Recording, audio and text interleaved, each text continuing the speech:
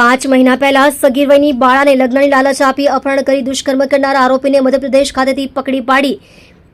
સગીર બાળાને શોધી કાઢી ગુનો ડિટેક્ટ કરતી Chowk Bazar police team police inspector Shri SD Ratda saheb તથા second police inspector Shri A Rathwa saheb નાઓએ police sub inspector RB Rajput saheb નાઓને બાળકો તથા મહિલાઓ અંગે દાખલ થયેલ ગુનાના આરોપીઓને પકડવા અંગે સૂચના માર્ગદર્શન આપવામાં આવેલ,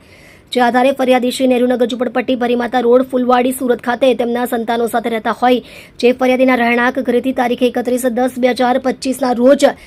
2:30 વાગ્યાથી 4 વાગ્યા દરમિયાન ફરિયાદીશ્રીની સગી વયની દીકરી ઉંમર વર્ષ 17 વર્ષનાઓ કોઈને કહ્યા વગર ક્યાંક ચાલી ગયેલ હોય, જે મળી આવેલ નહીં, જેથી કોઈ અજાણ્યો ઈસમ લલચાવી ફોસલાવી ફરિયાદીશ્રીના કાયદેસરના વાલીપણામાંથી અપહરણ કરી લઈ ગયેલ હોય, જે અંગે અજાણ્યા ઈસમ વિરુદ્ધ ફરિયાદ રજીસ્ટર્ડ કરવામાં આવેલ. ઉપરોક્ત ગુનો ડિટેક્ટ કરવા માટે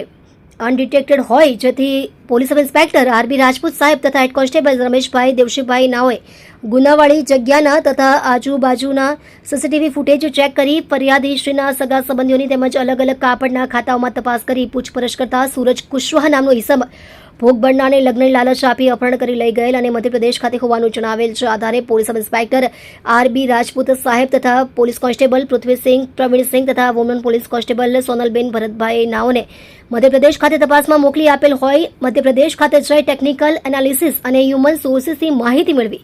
આરોપી સૂરજ કુશવાહ નાઓને ભોગ બનનાર સગી વયની બાળા સાથે પકડી પાડી ગુનો ડિટેક્ટ કરી પ્રશંસનીય કામગીરી કરેલ છે. આપ જોઈ રહ્યા છો ગુજરાતની સૌથી પહેલા ખબર આપતી Surat express news channel director Rajesh મંગલેની સાથે.